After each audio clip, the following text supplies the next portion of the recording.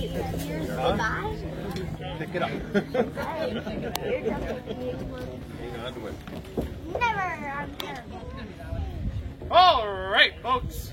How are we doing today? Good. That's amazing. Not much enthusiasm here either, but my name's Andrew, joined here by Connor. And before we fire off this can for you today, we're going to be telling you a little bit about this artillery piece right here. Now, this can's got a beautiful name, folks.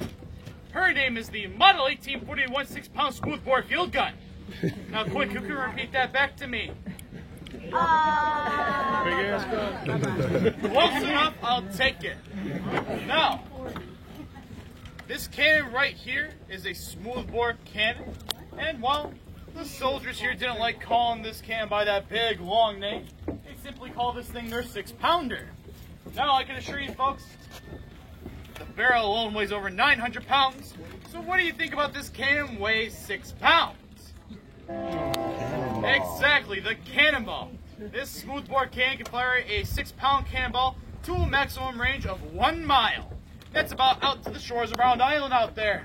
At that range, we could probably hit the pinpoint target the size of Round Island out there. It's not that accurate at that range.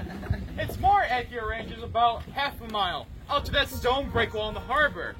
At that range, we could probably hit a ship-sized target once out of every 3 shots if that target isn't moving.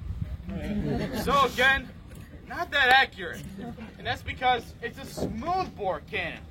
The inside is smooth and, well, there's no rifling in it. It's not going to be able to give that ball a little twist as it flies out of the barrel, giving it more accuracy. So, kind of just aim it in a general direction, hope it goes in that direction. And well, notice how I said this is an 1841 model cannon. We are portraying man of the 1880s.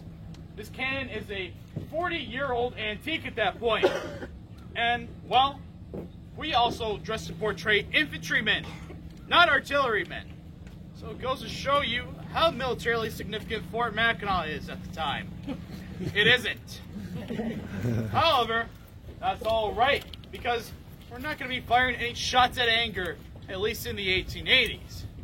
Here at Fort Mackinac, we're only going to be firing this cannon off for salute shots. You know, to get a kickoff to celebrations. You know, we might fire this for the 4th of July, Memorial Day, the President's birthday, things like that. So, I think we have a pretty good occasion to fire off this cannon for all of your lovely faces showing up today. So, with that being said, let's get started. Now, I'm going to step around the tail spike right here. I'm going to place this leather patch over my thumb. That way I can do a process called thumb stalling for Connor. This is going to make sure that no air comes in through the touch hole that might stoke up any embers. Connor here is going to use the gunner's auger or the gunner's worm to look for any debris that might be left for our last shot when we last fire. Back in the day, he'd be pulling out bits, burning bits and pieces of muslin cloth. Today, he's only going to be pulling out historically inaccurate aluminum foil. That's because, well, aluminum foil cools down very quickly and it doesn't burn like cloth. It's much more safer for us to use. And then next he's going to dunk the gunner's sponge into a bucket of water and he's going to swab the cannon barrel. And well, once he does that, it's going to extinguish any embers that might still be in there. And with me thumb stalling, it's creating a vacuum. So when he pulls that out, you hear that thunk? That's the sound of the vacuum collapsing inside the cannon barrel, meaning that all embers should have been put out, meaning that we should be ready to load in our charge. Now, of course, we use a 4-ounce charge of gunpowder.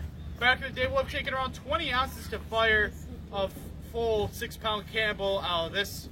And, well, it was also used for 10 ounces in the 1880s as a salute shot. However, we can only load 4 ounces today because, as you might notice, there's a lot of horses down Main Street. Horses don't like big, loud explosions, as you might tell. So, in order to keep on good terms with the carriage companies, we like to tone down our charges just a bit, but I can assure you folks it will still be quite loud.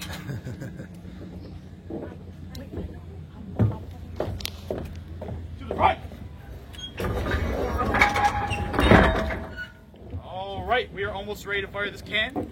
Connor here is going to take a brass spike known as a gimlet. He's going to run that through the touch hole of the cannon making way for his next device, the friction primer. Now think of this little thing like a grenade, if you will.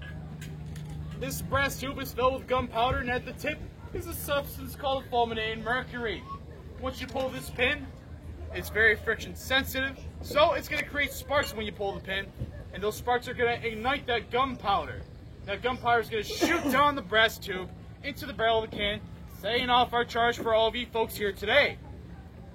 And on that note, we are almost ready to fire this cannon. I just have to give the order, so at this point I must warn you folks, I don't think you guys quite realize, but this is a cannon.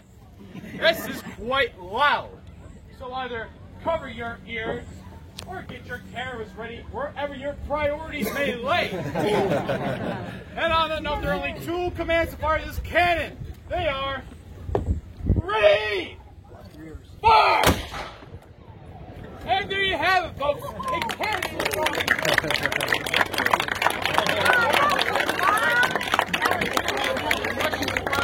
Feel free to come on up and ask us this question as we clean up. Our next demonstration will be a Music of Mackinac demonstration taking place on the parade grounds.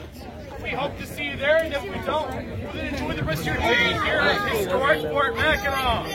Thank you.